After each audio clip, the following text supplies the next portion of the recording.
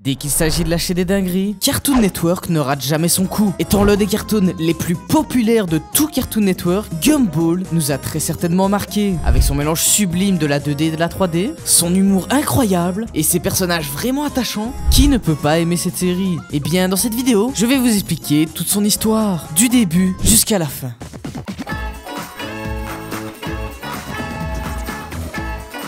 Mais avant de nous plonger dans l'histoire, mettons un peu de contexte. Les personnages principaux sont Gumball et Darwin. Bien vu mec, c'est pas comme si le cartoon il s'appelait Le Monde Incroyable de Gumball, Le Monde Incroyable de Darwin, Le Monde Incroyable de Anaïs, peut-être, on sait pas. Mais en même temps, oui, c'est le personnage principal. Alors oui, j'allais en parler. Gumball est un chat bleu de 12 ans, sarcastique et imprévisible. Et c'est généralement lui qui cause la majorité des problèmes et péripéties tout au long de la série. Et on a son meilleur et son frère adoptif qui s'appelle Darwin, qui est un poisson rouge avec des jambes et qui est beaucoup plus émotif que lui et qui fait tout pour être le plus bienveillant possible. Il suit Gumball partout, même dans les pires idées. Anaïs, petite sœur de 4 ans, est un génie. Elle comprend tout avant tout le monde, mais comme personne ne l'écoute, elle se retrouve souvent entraînée dans les aventures de ses frères. On a ensuite Nicole qui est la mère de famille et c'est elle qui s'occupe de tout dans sa maison, y compris de ramener de quoi payer le loyer. Elle est hyper protectrice et vraiment terrifiante quand elle le veut. Et son mari, père de Gumball, Richard, est un gros lapin rose flemmard et vraiment idiot. Avec Gumball, c'est lui qui crée la plupart des problèmes, mais au fond, c'est vraiment un gars bien. Et cette famille, elle vit dans la ville d'Elmore, qui a des habitants et des structures complètement aléatoires, mais qui garde tout de même une cohérence générale. La série débute avec Gumball et Darwin devant surveiller Anaïs à la maison, pendant que leurs parents partent à une réunion de parents d'élèves, et le duo commence à détruire la maison, comme par exemple quand ils veulent laisser Anaïs regarder la télé, sauf qu'ils se rendent compte que ça pourrait être abrutissant pour elle. Du coup, ils la font brûler, et c'est là qu'on se rend compte que, après leur mère, c'est Anaïs la personne la plus responsable de la maison. Les deux chassent Anaïs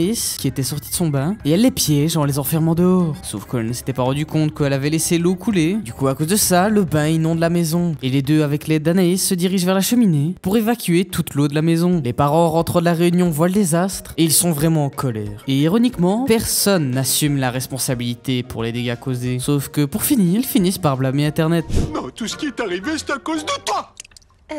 Qui es-tu en train d'accuser là? Ben, Internet.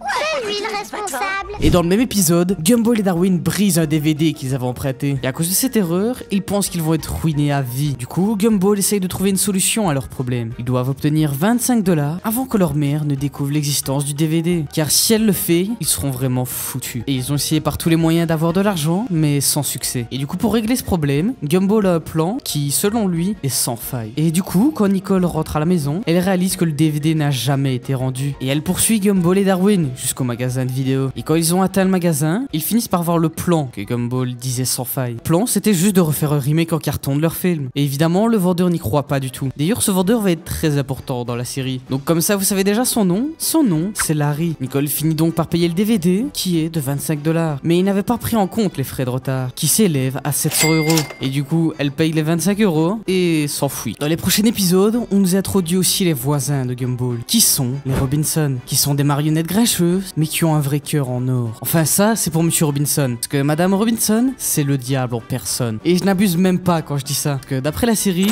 elle est née depuis les enfers. Et c'est à peu près tout ce qu'il y a à dire à propos de leurs voisins. On a aussi l'une des amies de Gumball, qui est Masami, une fille qui a un nuage parlant. Et dans un épisode, elle et les autres filles de l'école sont invitées dans la cabane dans l'arbre pour parler des mecs. Elle ment et dit que Darwin est son petit ami, pour impressionner les autres filles. Penny, qui est une cacahuète avec des bois, fait de même et dit que son petit ami est Gumball. Masami fait monter Darwin dans la cabane pour qu'ils s'embrassent devant les autres filles, tandis que Penny fait la même chose avec Gumball. Sauf que leurs amis ont coupé l'arbre, et du coup à cause de ça, Gumball et Darwin se sont embrassés tous les deux, chacun pensant avoir embrassé une fille. De retour chez eux, ils se demandent si Richard est l'être le plus paresseux de Elmore. Et il paraît presque impossible de trouver quelqu'un d'encore plus paresseux que lui. Ils essayent de lui tenir tête dans sa paresse, mais ils n'y arrivent tout simplement pas. Alors ils se mettent à la recherche de Larry Laflemme, qui semble être le même Larry du magasin de location de DVD. Plus tard dans la série, on va se rendre compte qu'il travaille dans la majorité des métiers d'Elmore. Larry explique qu'il n'est plus du tout paresseux, parce qu'il a un emploi, une voiture et une petite amie. La vie va très bien pour lui. Et du coup, les garçons détruisent involontairement sa vie, ce qui fait qu'il redevient paresseux, à tel point qu'il ne va même pas se montrer pour défier Richard. Du coup, à cause de ça, les garçons décident de se donner une dernière chance pour être le plus paresseux possible. Et Gumball gagne car Richard déclare forfait. Sauf que c'est pile à ce moment-là que Nicole rentre et Richard fait celui qui a travaillé toute la journée, forçant les garçons garçons à faire le reste des corvées, faisant que le vrai gagnant est en réalité Richard. Et après ça, dans le prochain épisode, on nous introduit ce qui deviendra plus tard le coup de cœur de Darwin, c'est-à-dire Carrie. Elle est une fantôme et n'a aucun moyen de goûter les aliments. Gumball se porte volontaire pour lui faire goûter à nouveau la nourriture. Mais pour ça, elle a besoin de prendre possession de son corps. Sauf qu'elle n'a absolument aucune retenue. Sauf qu'à cause de ça, Gumball est obligé de lui interdire son accès à son corps. Elle se rend compte de son erreur et laisse Gumball tranquille. Sauf que Gumball trouve une solution qui va plaire à tout le monde, lui disant qu'elle peut posséder le corps de Richard. Ce qui fait que dans cette histoire, tout le monde est gagnant. Juste après ça, la sœur de Tobias, Rachel, organise une fête et dit que tout le monde est invité, mais que les plus jeunes, s'ils veulent pouvoir rentrer, doivent amener un cavalier ou une cavalière. Gumball reçoit une lettre au déjeuner de la part de Penny, sauf qu'il ne la comprend pas et ignore involontairement l'invitation de Penny. Du coup, pour ne pas être seul, il supplie toutes les filles de l'école au téléphone. Et Gumball a finalement un rendez-vous pour aller à la soirée. Et finalement, tout le monde arrive à la fête et se rend compte qu'elle n'est pas si bien que ça. Mais le seul truc important qu'on va voir à la fête, c'est ce personnage. Car ce personnage, qui pour l'instant est un personnage d'arrière-plan, va devenir très important à la série. Mais de retour à la fête, Darwin trouve Rachel en train de pleurer dehors, car apparemment, aucun de ses amis n'était venu. Il lui promet qu'il va l'aider à nettoyer la maison après la fête. Et grâce à ça, elle est rassurée. Et pendant ce temps, Penny dit à Gumball que la note qu'elle lui avait donnée plus tôt était pour l'inviter à cette soirée. La fête maintenant finie, Darwin nettoie en compagnie de Rachel, qui pour le récompenser, l'embrasse. Et Gumball allait faire de même avec Penny, sauf qu'au dernier moment, Richard klaxonne et les en empêche, gâchant involontairement leur moment. Quelques jours plus tard, Penny demande à Gumball de venir chez elle pour un après-midi. Et dès qu'il a appris ça, Gumball se prépare pour son grand rendez-vous. Mais quand il se présente, il se rend compte qu'il s'était trompé. Ce n'était pas un rendez-vous, c'était un enterrement pour l'araignée de compagnie de la famille. En fait, il s'en serait rendu compte tout de suite s'il avait écouté Penny jusqu'au bout. Durant l'enterrement, Gumball décide d'utiliser la salle de bain. Et c'est là qu'il y découvre l'araignée, qui est toujours bel et bien vivante. Il la ramène quasi sans danger, réunissant ainsi la famille de Penny et son animal de compagnie. Le lendemain, Richard met au micro-ondes un bocal rempli de plein de choses horribles que Gumball et Darwin avaient mis à l'intérieur. Ce passage au micro-ondes donne naissance à Kenneth.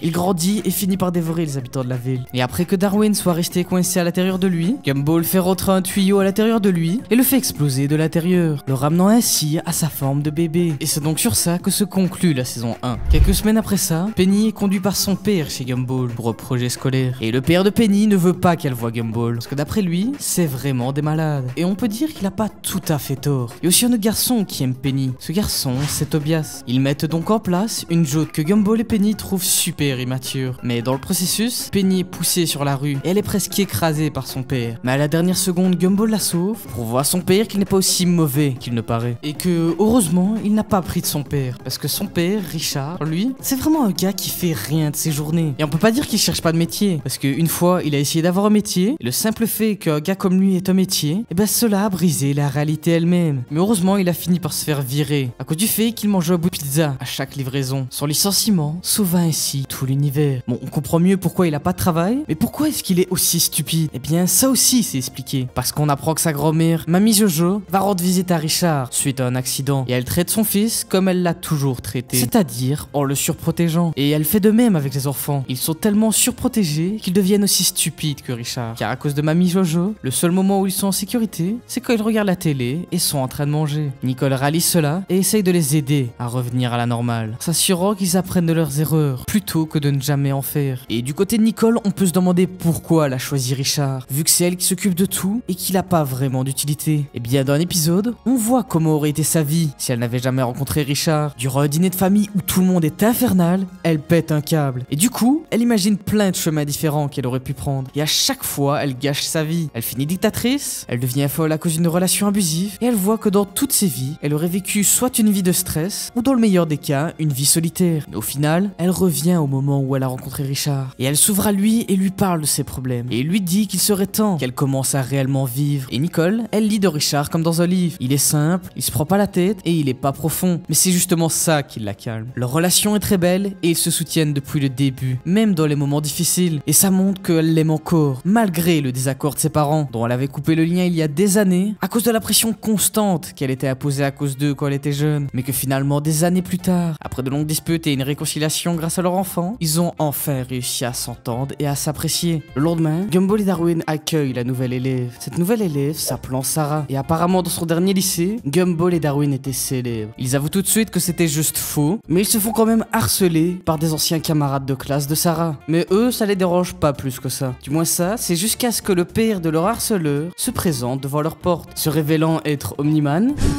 Qu'est-ce qui se passe encore? Réfléchis, bon sang! En fait, il est pas venu pour régler leurs problèmes. Il est venu pour se moquer d'eux. Du coup, pour régler les problèmes qu'ils avaient avec eux, il décide de faire un match de tennis. Parce que apparemment, c'est comme ça qu'il résout les conflits là-bas. Et Gumball et Darwin gagnent le match, gagnant ainsi leur respect et pouvant enfin être tranquilles. De retour chez eux, les Watterson regardent leur album photo. On peut même voir quand la maison a été inondée dans le tout premier épisode. Et aussi voir comment elle est redevenue à la normale juste après. Et bien en fait, aujourd'hui, les actions des Watterson les rattrapent. Ils ont des factures à payer, une école à refaire et une peine de prison à potentiellement purger. Finalement, ils décident d'annuler tous les problèmes auxquels ils sont confrontés en créant encore plus de problèmes. Comme par exemple en ramenant Kenneth à la vie et le faisant se battre avec Hector, le géant du village. Et finalement, toute la ville veut leur peau. La seule chose qui pourrait les sauver, c'est un appareil capable de réinitialiser la réalité elle-même. Et ça, au fait, c'est le début de la saison 3. Tout a été réinitialisé. Sauf que ce n'est pas sans conséquences. Et cela a créé une brèche dans l'espace-temps, menant au vide. Gumball et Darwin s'en rendent compte, ainsi que le psychologue de l'école. Ils se rendent compte que certaines choses et même personnes disparaissent. Et alors, ils commencent à comprendre. Ils découvrent que l'une de leurs anciennes amies, Molly, a disparu. C'est une fille dinosaure pas très importante, mais elle doit quand même être sauvée. Du coup, ils se rendent chez elle, mais elle est introuvable. Ils se rendent vite compte que le monde s'est replié sur lui-même. Tout ça grâce à une photo. Ils rentrent donc dans la brèche et ils trouvent toutes les erreurs que le monde a jamais fait. Et quand on regarde de plus près, on peut voir Rob, qui n'est toujours pas important, mais je vous jure que par la suite, il va le devenir. Il trouve Molly et essaye de sortir du vide avant qu'il ne se referme sur lui-même. Monsieur Small parvient à les faire sortir grâce à son van et tout le monde s'en sort sain et sauf. Et tout le monde se souvient de ce qui s'est passé grâce à des chapeaux en aluminium. Sauf qu'ils sont inspirés dans le vide et les souvenirs de leur expérience avec. Après ça, Gumball et Penny sont les acteurs principaux dans une pièce. Et lors d'une scène de baiser improvisée, Gumball frappe accidentellement la tête de Penny, cassant sa carapace au passage. Les deux se préparent à en parler au père de Penny,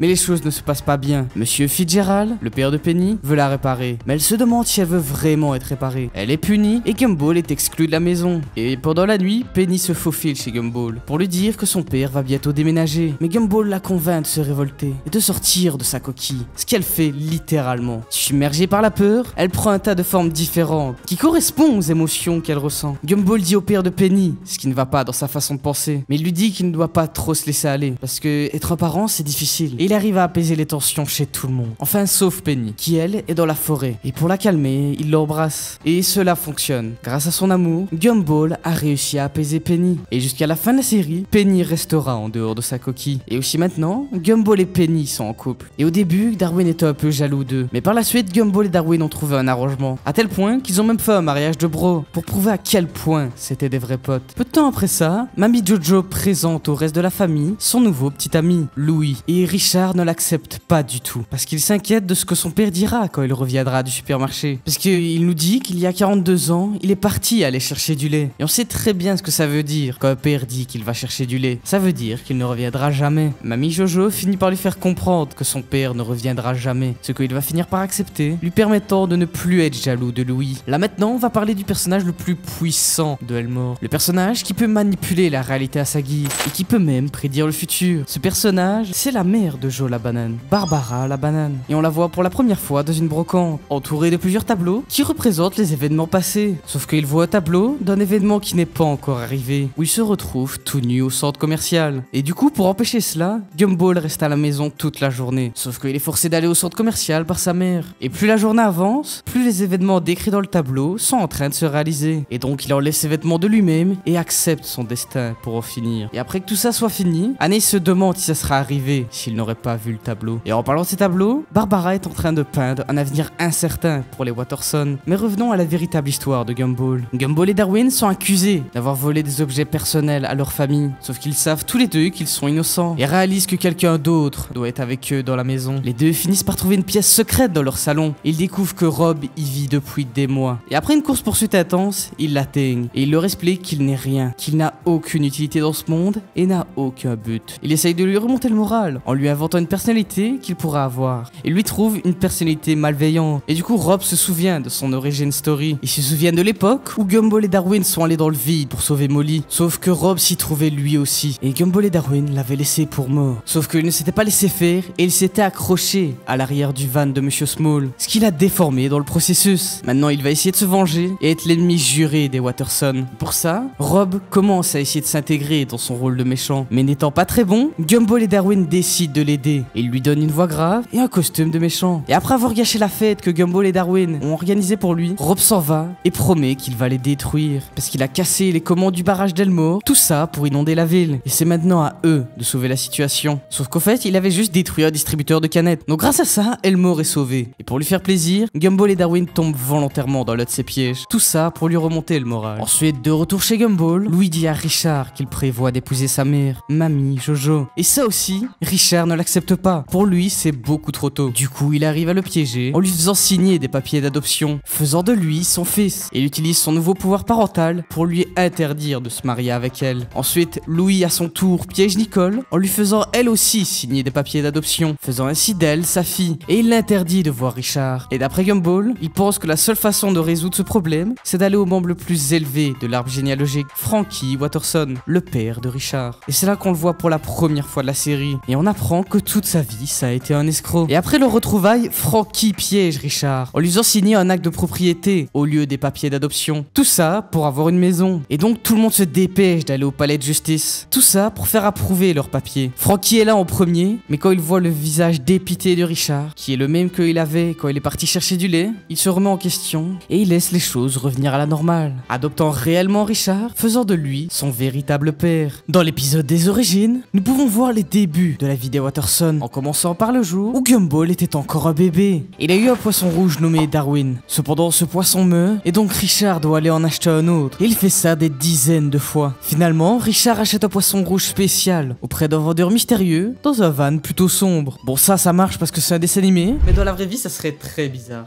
Moi aussi, une fois, j'étais dans un van. Il s'est passé des trucs un peu bizarres, je peux pas trop expliquer. Bon bref, revenons à la vidéo. Et Gumball se lie très fort d'amitié avec ce poisson. Les Watterson prennent une photo de famille avec lui. Et Darwin parle, effrayant Richard et le faisant tomber dans les toilettes. Et alors que Darwin arrive dans les océans depuis les égouts, il décide de sortir de l'eau. Sauf qu'un poisson, ça ne peut pas respirer à l'extérieur de l'eau. Sauf que grâce à l'amour de Gumball, il parvient à obtenir des poumons. Et il commence son voyage pour rentrer chez lui. Sauf que sans jambes, ça risque d'être un peu long. Et grâce à la connexion sincère qu'il a avec Gumball, il obtient aussi des jambes.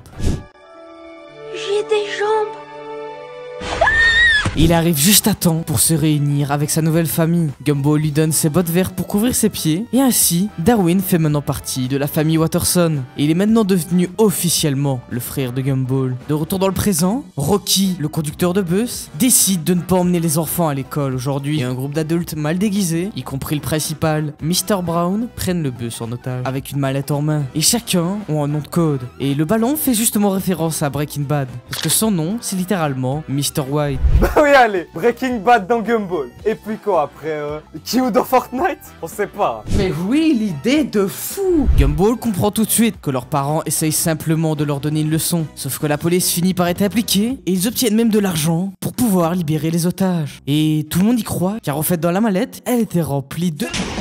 Et que tout ça était un plan maléfique mis en place par Rob, qui voulait se venger de Gumball. Lui et Gumball se battent pour l'argent, et ils s'échappent. Sauf qu'en fait, il avait pris la mauvaise mallette, et il avait pris celle qui contenait une bombe. Et il a explosé sur le chemin, et la police l'a arrêté. Sauf que peu de temps après, Rob parvient à sortir de la prison, et il met la main sur une télécommande universelle, qui possède le pouvoir d'une télécommande, sauf que cela agit sur tout l'univers. Et il va l'utiliser pour se venger de Gumball. Et du coup, l'épisode commence avec les Watterson chantant le thème de Gumball. Et tout se passe bien et ils passent une bonne journée jusqu'au moment où Rob utilise la télécommande, tout ça pour leur causer un accident. Et juste après, ils séparent Gumball et Darwin, tout ça grâce à des sous-titres blessants. Nicole et Richard se séparent à cause de la désactivation du filtre parental et Gumball se perd à cause de la luminosité réduite. Et alors que les lumières étaient éteintes, il embrasse accidentellement Sarah juste devant Penny, sauf qu'elle comprend, mais à cause d'un problème de langage, elle est vraiment dévastée et elle s'enfuit jusqu'à même tomber du balcon. Rob est vraiment train de ruiner la vie de Gumball. Et c'était ça son plan à la base. Et il dit qu'une fois que Gumball sera parti, il pourra devenir qui il est vraiment. Mais lui et Gumball se battent et les piles de la télécommande meurent et Rob la jette dans le vide. Ce qui pousse Gumball à y entrer lui aussi. Finalement, tombant à travers le vide, le même que Rob était piégé dedans, il attrape la télécommande, répare les piles et rembobine pour revenir au début de l'épisode. Et ça, c'est vraiment une fin de saison incroyable. Parce que le début de la saison 5, c'est le début du dernier épisode de la saison 4. Sauf que là, c'est grâce à Gumball qu'il est revenu au début. Du coup, il revit les événements de sa journée. Mais cette fois-ci, avec la connaissance de ce qui va se passer. Il ira arranger l'aide des sous-têtes pour parler à Darwin de Rob, puis il se lance sur lui pour empêcher que quelque chose n'arrive à ses parents. Rob frappe accidentellement le rembobinage et fait rajeunir les parents de Gumball jusqu'à ce qu'ils deviennent des bébés. Et Annie s'explique que le fait qu'ils sont devenus des bébés, cela va faire que eux aussi vont disparaître. Ce qui fait que elle et Darwin sont littéralement en train de disparaître. Et Gumball finit toujours par pousser Penny hors du balcon. Donc même en sachant tout ce qui va se passer, Gumball n'arrive pas à sauver sa propre vie. Sauf que cette fois-ci, Gumball gagne le combat et il pousse Rob dans le vide. Sauf que sa conscience le rattrape et il se précipite pour le sauver, avec Rob refusant d'être sauvé par lui. Et ils font un peu n'importe quoi avec la télécommande et c'est finalement Rob qui revient au moment où il avait Gumball à l'entrée du vide. Sauf que lui aussi sa conscience le rattrape et il ne peut pas se débarrasser de Gumball. Pas après qu'il lui ait sauvé la vie. Il rembobine donc toute la journée à nouveau et tout le monde oublie tout, sauf Rob qui finit par pardonner Gumball. Le lendemain, après que Gumball soit tombé sur Darwin en train de chanter une chanson d'amour, il se retrouve devant son ordinateur et trouve cette photo. Une photo représentant Terry, une fille en papier de l'école. Et il remarque qu'il est amoureux d'elle. Il va voir Carrie le fantôme pour obtenir de l'aide. Il admet qu'il pensait que Darwin l'aimait elle, mais apparemment il s'était trompé. Carrie est évidemment un peu attristée par la nouvelle et du coup, elle décide de saboter tous les plans de Gumball pour l'aider à atteindre ses propres objectifs. Sauf qu'après plusieurs sabotages, elle admet à Gumball ce qu'elle a fait et elle dit qu'elle se sent mal d'avoir essayé de saboter les efforts de Darwin. Et du coup, elle fait une potion d'amour et les réunit tous les deux. Gumball raconte à Darwin ce qu'il a fait pour lui. Il lui explique que la photo sur l'ordinateur était en réalité celle de Carrie, qui n'apparaît tout simplement pas sur l'image, vu que c'est une fantôme. Gumball et Carrie essayent de briser l'amour de Darwin et Terry, mais la potion continue de faire effet. Et la seule chose qui est capable de briser la potion d'amour, c'est Darwin qui voit le désespoir de Carrie. Et c'est donc à la fin de l'épisode que lui et Carrie sortent enfin ensemble. Gumball retrouve Rob lors d'un rendez-vous avec Penny, et il semble super intéressé par la rivalité qu'ils avaient ensemble. Mais il s'avère que Rob avait tourné la page, et qu'il est maintenant le némésis de Joe la banane, parce qu'il est beaucoup plus facile à détester. Et Gumball décide de le détester à nouveau. Il sabote les plans de Rob, faisant qu'il déteste encore plus Joe la banane. Et finalement il laisse tomber, et il essaie d'être un ami pour lui. Il se cache avec lui dans un buisson, préparant ainsi un piège tendu pour Joe. Et juste avant qu'il ne soit écrasé par un tas de barils, il veut obtenir une photo pour se souvenir de ce moment, faisant complètement échouer son plan. Et grâce à ça, la haine de Rob est encore une fois ravivée, et les deux sont à nouveau des ennemis jurés. Dans le premier épisode de la dernière saison, on a un flashback de quand Anaïs était bébé, et quand elle est née, c'était un enfant un peu maléfique. Et la première chose qu'elle fait quand elle est née, c'est de jeter Gumball et Darwin hors de la voiture alors qu'elle est en train de rouler. Et elle fait tout son possible pour que Gumball et Darwin soient punis par leurs parents. Les garçons en ont marre d'Anaïs. Du coup, ils décident de l'enfermer dans une boîte. Sauf que cette boîte est emmenée à la décharge. Et heureusement, elle n'a jamais vraiment été à l'intérieur. Sauf que eux, ils ne le savent pas. Ils arrivent donc à la décharge et découvrent qu'elle n'est pas là. Et Anaïs finit par presque pousser les garçons dans un incinérateur. Mais ils l'embrassent et elle finit par devenir une bonne personne. Et en parlant d'essayer de devenir une bonne personne, Frankie, leur grand-père, fait une visite chez les Watterson. Tout ça pour établir une véritable connexion avec son fils. Et ils font un tas de choses que n'importe quel père et fils feront ensemble. Mais ça, c'est du point de vue de Francis, que dans la réalité des faits, ils font juste des activités d'escroc. Richard finit par craquer et dit qu'il voulait juste parler de la vie avec lui. Pas forcément avoir une discussion hyper profonde, mais qu'ils parlent ensemble comme de vraies personnes. Et cela fait réaliser à Frankie qu'il peut devenir quelqu'un de meilleur. Et après toutes ces années, ils ont enfin réussi à créer un semblant de connexion et à peu près se ressembler. Et on peut même le voir sous forme de blague, quand Richard vole le portefeuille de Frankie. T'inquiète, c'était pas le mien. Dans l'avant-dernier épisode, on a un épisode entier centré sur la mère de Joe la banane. Celle qui a fait tous ces tableaux prédisant l'avenir. Et ça fait une semaine qu'elle a disparu. Et on suppose que Rob est derrière tout ça. Gumball et Darwin décident d'aider Joe la banane. Et pendant qu'ils la cherchent, Rob force Barbara à peindre l'avenir. Tout ce qui apparaît sur la toile est statique. C'est comme ce qui apparaît sur les chaînes quand une émission n'est plus diffusée. Et ça annonce que Gumball c'est bientôt fini. Mais ça, Rob ne le comprend pas. Les garçons la recherchent toujours et elle peint un portail pour qu'on la rejoigne. Darwin. Parce qu'on se rend compte qu'elle prédit l'avenir, mais qu'elle peut aussi modifier la réalité grâce à ses dessins. Elle crée donc un portail menant à elle. Et Darwin se débarrasse de Rob en utilisant littéralement Joe la banane. Et il se débarrasse de lui en l'effaçant de l'existence. Mais il regrette et il demande à Barbara de le faire revenir dans le futur. Bien qu'après avoir fait ça, elle dit qu'il n'y a pas d'avenir, renforçant ainsi le fait qu'on est vraiment à la fin de Gumball. On va rentrer dans le tout dernier épisode de la série, celui qui a marqué la fin de Gumball pendant plus de 6 ans. C'est ta faute l'épisode là.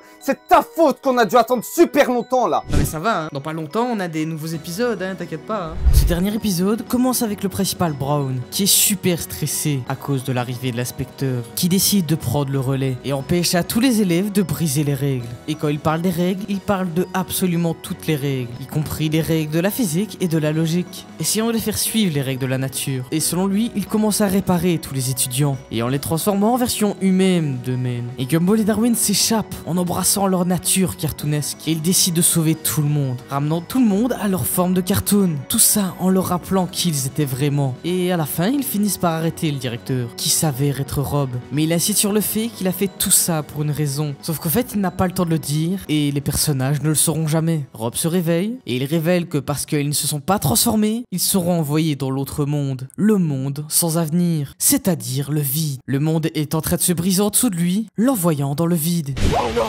ça y est.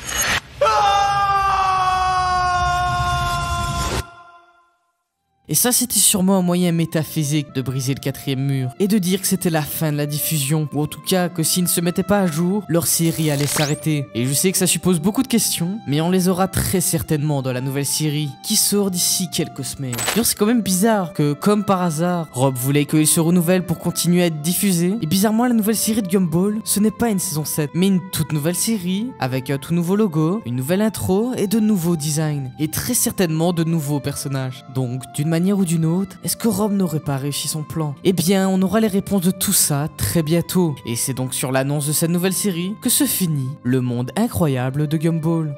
Mais oui Q, c'est incroyable. Et d'ailleurs, tu vas faire une vidéo dessus ou pas? Parce que moi je regarderai. Hein. Je crois que t'es pas encore prêt pour la dinguerie qui va arriver.